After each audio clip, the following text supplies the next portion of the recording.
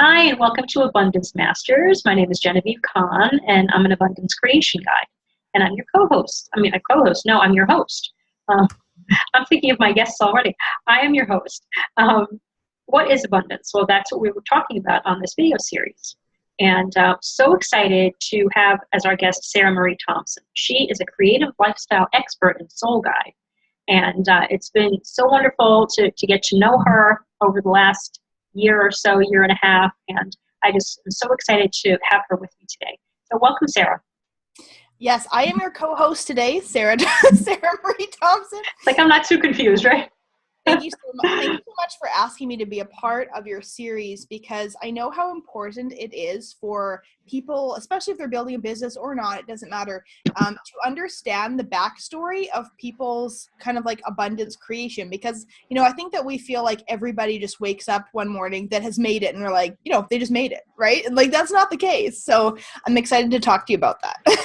Yeah, thank you so much. And that's so true, and that's been a theme on some of our other interviews as well. So it's great that you brought that up. Now, Sarah, what do you consider to be your area of expertise or your zone of genius, however you'd like to put it?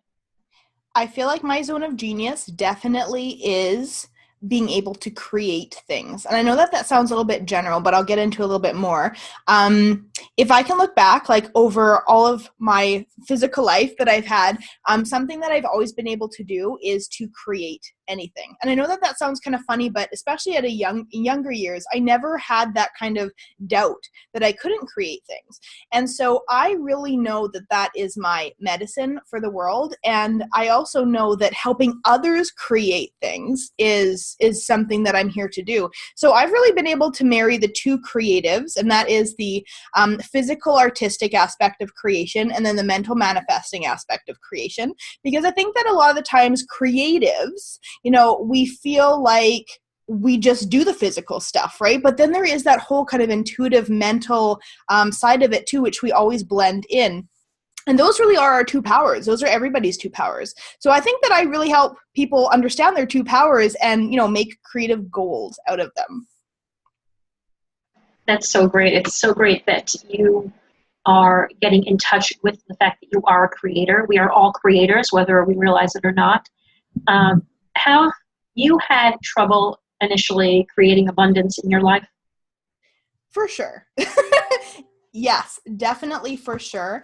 I would say that a really big part of my journey was figuring out, what is my flow, like what is my rhythm and that kind of thing. And if I look back even to one of my very first careers, which was interior design, I was so excited to start my own business. I mean, I've always been entrepreneurial, but looking back now, I can definitely say that there was some major hiccups because of a few things. One, I was definitely operating specifically only in my masculine energy, which if you're only masculine, you're only go, go, go, and you're not able to receive, right? And then another thing is that I wasn't using my intuition properly when I was considering new clients and stuff like that, right? When you're excited at the beginning, you kind of say yes to everything, which is not in your best interest because your intuition knows whether or not you should work with somebody, right? And so I have a lot of stories like that. No, I had a crazy kind of wild adventure, especially in my early 20s. At age 26, maybe it was late 25, but age 26, I actually claimed bankruptcy because I had gone through a ton of different ups and downs in my businesses, taken a lot of risks. But I knew that taking risks was part of the whole journey. And, that experience alone, I don't regret it for a moment. It was that experience that allowed me to completely reset or go to zero limits, if you will, neutralize the whole situation so that I could then progress and create a better business for myself. So I think that a lot of people have a story like that. Maybe a lot of people don't share it, but the biggest thing is that that everybody is normal. That everybody is like a human, right? And so, yeah, there's going to be some big ups and downs. I definitely had some huge ups and downs. And it wasn't until I really found out what I was here to do and really got aligned with my decisions and got rid of everything else that I started making money in my business. It's so great that you're able to do that because very often when we're starting a business especially and then trying to continue it, sustain it, we are in that masculine energy. And I went through more businesses than I care to remember doing that. And it just totally didn't work, that masculine go, go, go. And it was almost like it triggered something in me, like the fight or flight response, like I was the predator and they were the prey. Right. And of course, who wants to be caught when there's a predator after you? So, I had some success here and there with businesses, but it didn't really last. It didn't sustain. And it's great that you're able to acknowledge that and you're able to now have success in your business. I think that probably one of the similar things between like you and me and so many other people that are going to be listening is that, when we are entrepreneurial and when we are wanting to see success and when we're creative and all this and the other thing, we will start doing a few different things at once, or we'll also start doing things that necessarily we think might be able to be successful for us, but they're not aligned with us whatsoever. So, I even went through a bunch of different MLMs in my early 20s as well. And I'm totally for the MLM model. For me, I know that because I had so many things I wanted to create for myself that it took away the magic of that. So that's why I stayed away from MLMs, but I do believe in the model if anybody's doing them. But you have to make sure that whatever you're doing, whether it be MLM or just a business of any kind, that it really is aligned with your happiness and that you really fully connect and understand what that product or service or what have you is all about. Because if you're just in it and you're like, yeah, I like it, then that's not going to bring you, as a sensitive person, that's not going to bring you success, right? You have to be like, I love what I'm doing. I love it, right? Absolutely. That's so true. And, just to kind of expand a little bit on what you're saying, Dr. Joe Vitale says that you can't really have monetary success unless you follow your passion. And I think it's a really important thing. And I'm finally, after all these years, starting to realize that. Now, Sarah, for those folks that don't have businesses of their own, how did you really get to where you are today in terms of just Sarah Marie Thompson? If that makes sense. Yeah. Well, I'll give you a couple snippets. I mean, like I said, I've always been entrepreneurial, and Sarah Marie Thompson's always been like an entrepreneur, always been kind of like the manager, always been like, I was always called bossy growing up. And it's funny because now I really look at being called bossy as helping people want to create things and being so excited to do so. But I mean, I had probably my first little pretend businesses, if you will, when I was 3. I remember my very first business I set up in my dining room. I was 3 years old, and I had a pen fixing business. And so if people had broken pens, they could bring them to me and I would put them back together, no problem. I remember thinking in my mind at 3 years old, I was like, okay, I'm going to have to open up a shop. I'm gonna have to, it was the craziest thing to think about now. But of course, like that's how like my mind has always kind of worked. And then, I even remember, probably at age 6 or 7, camping with my family. There was always a big, huge group of us. And what did I do? I took my wheelbarrow around. I got beer donations, and then I set up a table and I sold it back to them. So like, that's just how my mind has always worked. I've always been like, how can I make something bigger out of this opportunity? And it necessarily wasn't or has not been all about money. It's just been like, how can I create a bigger opportunity or something out of this, right? Instead of just leaving it however. I've always been the type of person that wants to make things more beautiful, wants to make things work better, wants to make things more efficient. Like that's just like how my mind works. And that is what really created my business I have today. And like I said, I went through a lot of businesses, things that necessarily I didn't like fully connect with. I just like had them. I remember at one time I had 6 businesses. One of my soul connected businesses though, although it didn't work at the time because I told you that I was, in the masculine, I wasn't using my intuition well, was interior design. And so, if I went back into interior design now, would I be more successful? I definitely think that I would have been. It wasn't the craft I wasn't successful at. It was more of the just jumping in, not knowing a lot of stuff in business and that kind of thing that, kind of held me back there. But I have always been able to see things energetically, even before I really understood what energy was. So when I was doing interior design, I was actually doing like interior energy design. And I think that that's where a lot of people that are good at that craft or things like that, that's where they really soar, right? Because they're really good at the energetic part of it. I really didn't start learning about metaphysics and energy until about maybe 8 or 9 years ago. And after that, things really changed. Like I adapted much more feminine energy into my business. Things really started transforming. I learned all about alignment, started helping out people more in many different creative ways. And it wasn't until simply just one day where I was like, I don't know what I'm doing, that kind of a moment. And just as luck would have it, or as I created the moment, I looked over to the side of me in a waiting room and I saw a little book, 365 Days of Affirmations by Louise Hay. And I picked it up. And in that moment, I was like, I'm going to create a book like this. Like, I love words. I love helping people. And I'm an artist and I have a ton of art. So I'm going to create a book like this. And that set everything into motion to go through all the different stepping stones to get me to where I am today. So if I didn't look at that book that day and pick up and, follow my inspiration, I would never be where I am today, which is not even making a coffee table book. I never end up making that, but I'm just saying that's how stepping stones work. And when you're open to inspiration and you're open to following your inspired thought, like that's you working with the universe and you will get to where you need to go because the universe wants you to succeed, right? So absolutely. The universe does want us to succeed, and it's something that is really important that we understand. First, let's say that there's somebody who's watching this right now who doesn't really know how to receive that energy from the universe that wants us to succeed. What would you say to help that person? I definitely would suggest to them that, when we're so attached to something, when we're so attached to the outcome of something, that's when we're usually going to see a bit more resistance. So detachment is everything. So you've probably experienced something before where, you're like, oh, that'd be cool if that happened. I'd really like that to happen, but you don't have that crazy attachment, like that energetic attachment. It usually happens just the way that you want it to. And you're like, whoa, things are really flowing along. Like my life's in flow, right? That's the moment, right? And it's all about just not having that crazy attachment. So I would probably say if someone's having trouble, connecting with the universe and really meeting the universe halfway, here's the other thing.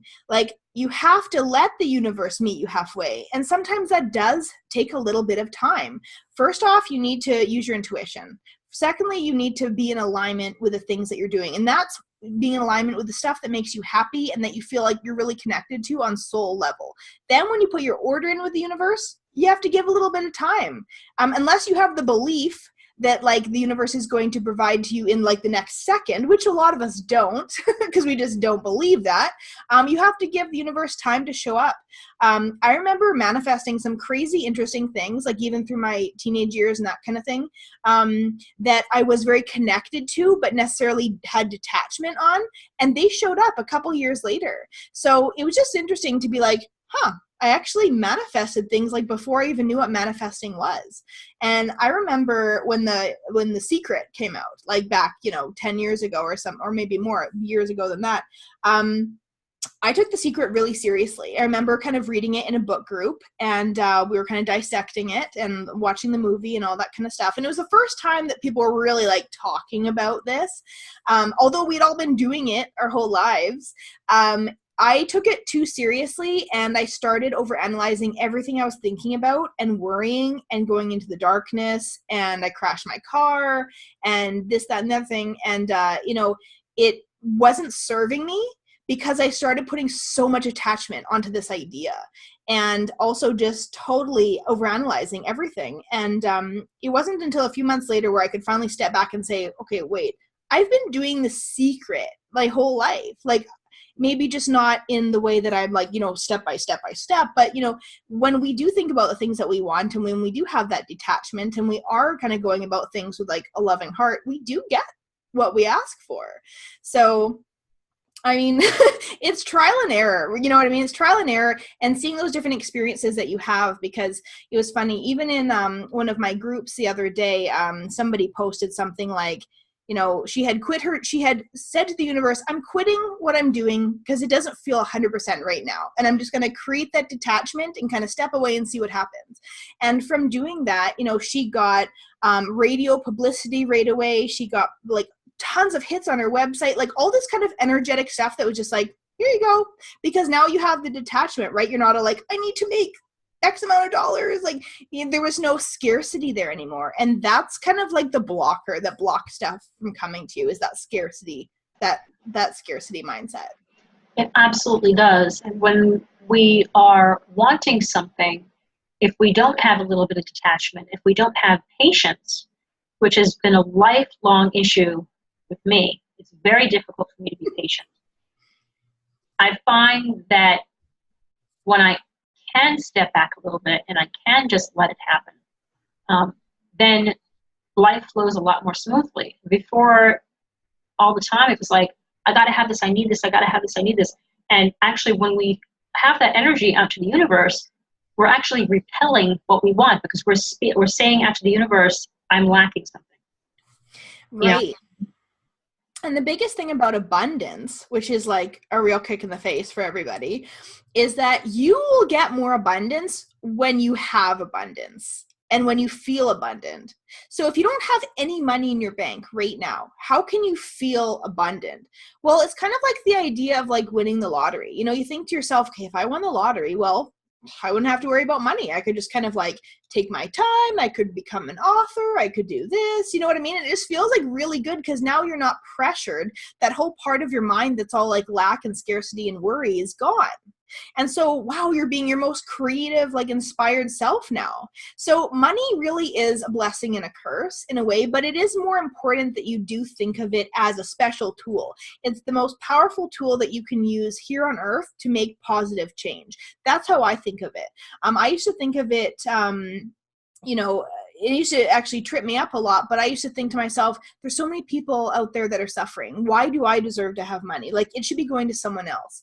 And then I finally had to realize, look, if you're not taking the money on, or some of it, then it's going to go to people that are not going to do a good job with it. Whatever, drug dealers, like politicians, or whatever, right? It doesn't matter. But if you have it, then at least you have the control over what you do with it. And a lot of people don't want money subconsciously because they feel like it's going to be a lot of responsibility. But how much better is it to have a bit of responsibility with that money and you creating positive change than not having anything at all, right? Like it's that I really had to get over that idea for sure. I did also. I had this programming from my childhood that said if I don't have a higher degree, in other words, a master's degree or higher, then I'm just not going to make any money. Mm-hmm. And it was almost, it set up this belief in my head. It was a subconscious belief, actually, is I didn't deserve it if I didn't have a master's degree or higher. And it's taken me most of my life to get over that. How freeing, though, when we understand that we don't have to be anything. We don't have to measure up to get abundance and to get wealth. And thanks to the internet, right? Because, I mean, these past 10 years of the internet, like anybody and their dog can become a professional in something.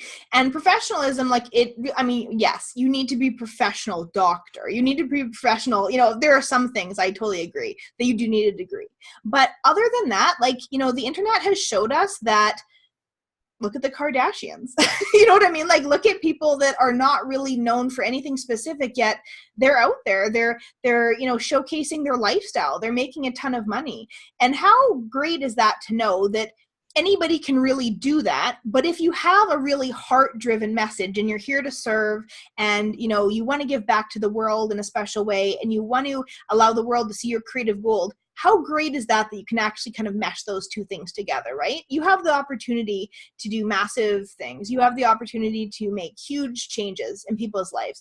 And the only thing that is different about maybe your thought pattern before as to now is that it's okay. Like, I can speak my voice, like I can share my story, and it will impact people, because so many people also think they don't have a big enough story to make a difference. But everybody's story like can reach somebody on some level. No, you might not be for everybody, but you know what? Even if you are for a great deal of people that, you know, take your story and like run with it and you've changed their life, like that's good enough, right? Absolutely, because we're all connected, and our story may not resonate with everybody. That's okay. I think it has to do with the law of sufficiency. Basically saying, or is it sufficiency and abundance, something like that. But it's definitely about the law of sufficiency. There ultimately is enough if we believe that, if we tap into that feeling. So it's okay if not everybody resonates with us. It's okay if somebody doesn't agree with us or anything like that. We don't have to get everybody to even like us. Yeah. Yeah, no, and I mean, that's funny because like there are so many people that have inferiority complexes, right? And like they're worried about putting out a post people won't like or all that kind of stuff. And you just have, if you want to make it online, you have to be okay with sharing your views on things, even if it's a little bit one way or the other way. If we're always going the direction of what everybody else is doing, then how can we really serve or change the world if we're talking the way everybody else is, right? You have to be willing to be yourself, be super real. You might have heard me say this before. If you're a lawyer and you love kittens, put kittens all over your website, because you are going to attract people that also love kittens and totally get you, right? Like that's the difference of just like a robotic website, right? It's about you showcasing who you really are and all the cool, awesome parts of you. Absolutely. And what's so great about that is as we gain more self-love, self-acceptance, our true nature, our essence can shine through. And I think that's a great way of attracting more of what we want in our lives, because it's more tailored to us and it's not some, cookie cutter method. Mm-hmm. Yes, I totally agree with that. And it's also interesting to look at that idea too, because, as you are more of your true essence and more of your, free flowing, creative, inspired essence, you are going to attract more money. But how can we get more of that now so that you can attract more money, right? Because that really is kind of like the missing link. Like people really need to feel that freedom and feel that excitement and just being who they are and take the load off of all the lack mindset and the scarcity mindset, right? So, I mean, there's so many fun little tips and techniques and stuff like that you can do to kind of, make that mindset stronger, that you have more abundance around you, right? I mean, Genevieve, you have done a ton of different stuff, like even in your private group about, different tips and techniques of how people can actually start accessing or like transforming their subconscious mind around this kind of thing, right? And, it's not going to change all in one day. Like it really is about programming yourself to understand that you have more than you ever thought you did. Like, look at all the stuff in your home. Like, that's worth a ton of money already, right? If you choose to sell it or not, that's your choice, but you have abundance.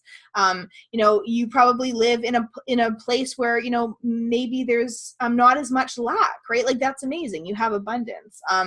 Putting money in your wallet and keeping it there as your reserve, right? $100, $50, whatever. If you keep it in a secret pocket, you always have money. So now you're kind of transforming your mind again to know that like you're richer than you think, right? Absolutely. So that sounds like one of the things that you do to maintain or increase abundance in your life. Are there any other things, rather, I should say, that you do every day? Definitely. I definitely do put programs into a lot of different things in my house. So like I was saying before, like even with kind of like the energetic vibe of design, I do that with my home as well. So I'm very, very particular about the different types of objects and what kind of stuff I bring into my home.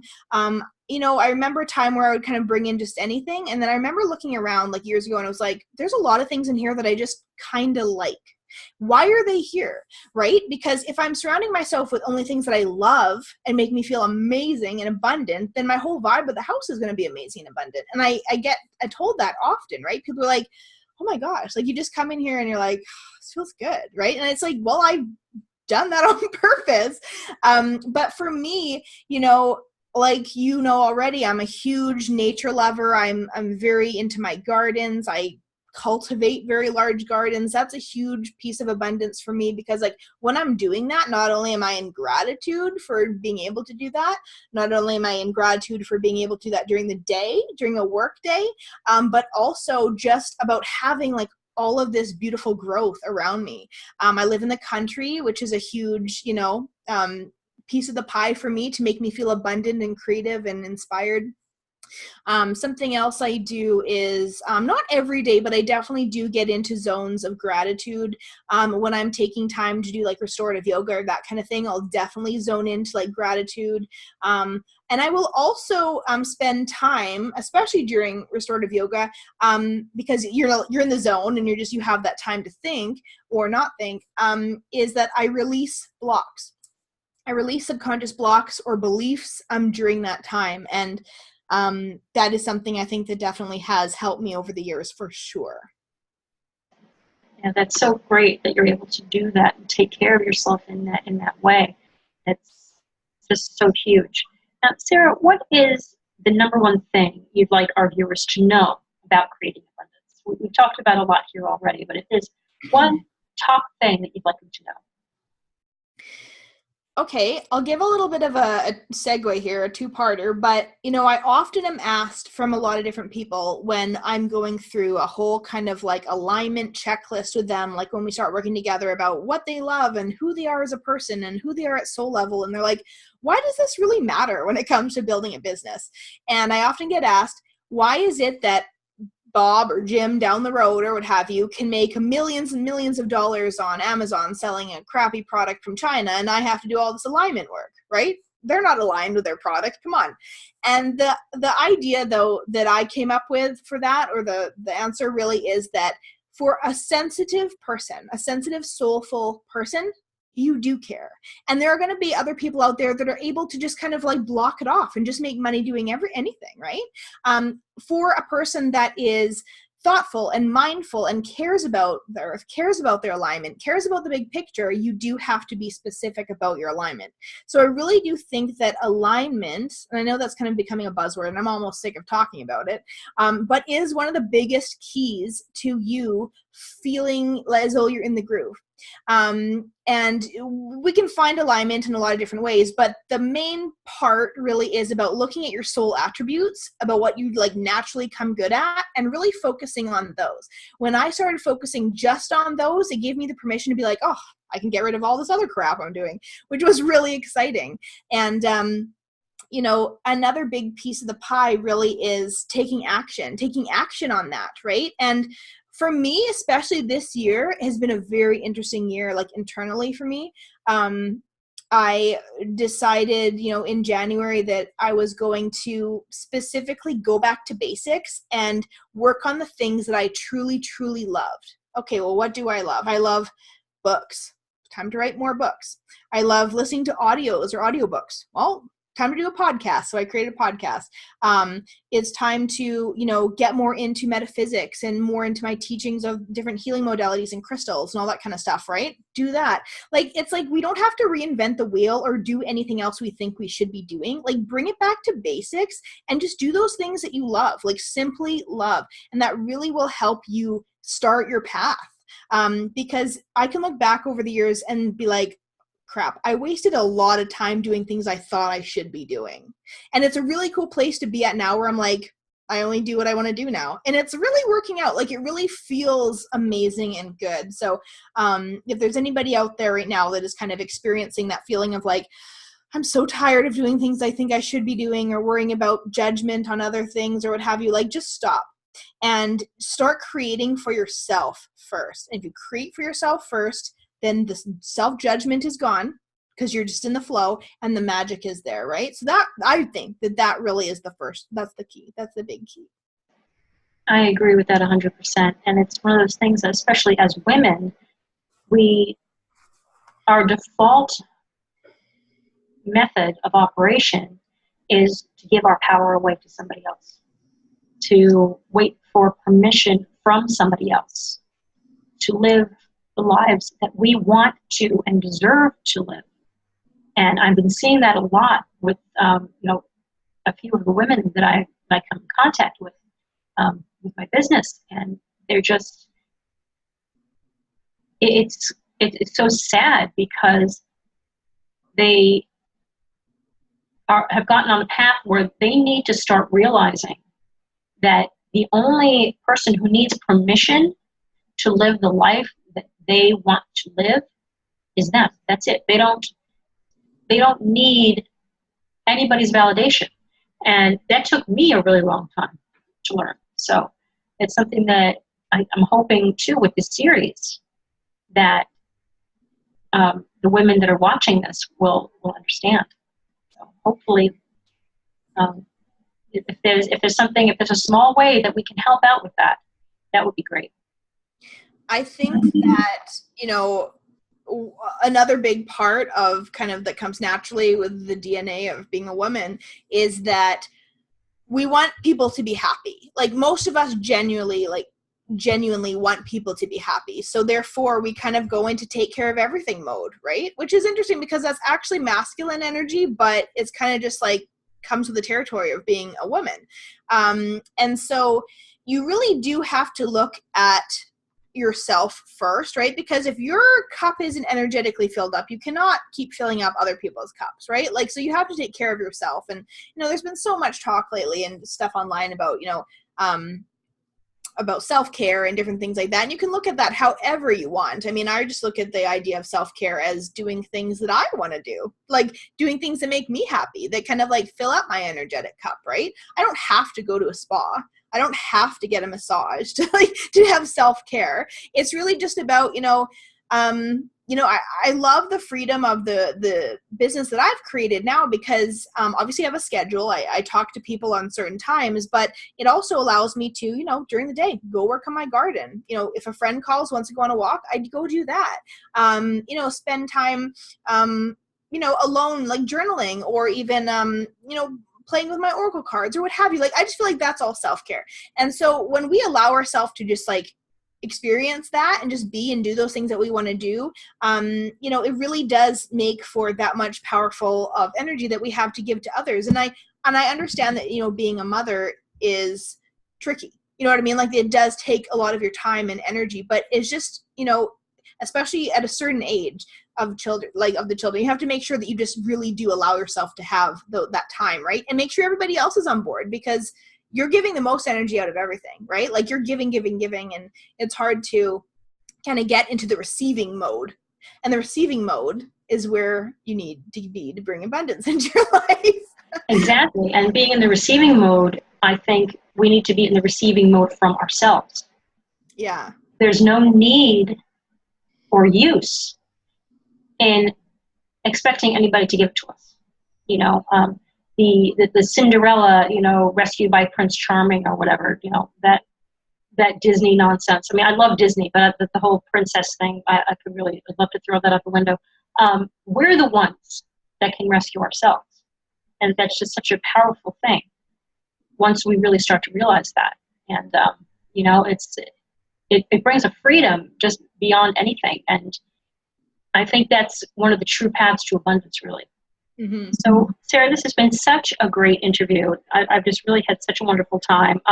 Just want to know how our listeners, or our viewers rather, can get in touch with you. Oh, okay. So you can find me and a lot of fun activities and personality quizzes and other awesome information on my website, so wildandcreative.com.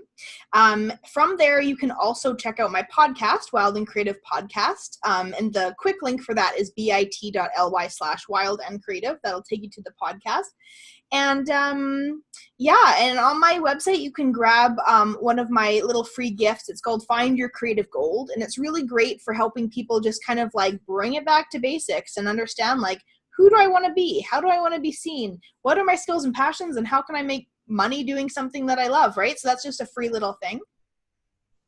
Great. Thank you so much, Sarah Marie Thompson, for sharing with us. And I highly recommend, of course, that our viewers avail themselves of the free resources that all of our guests are offering.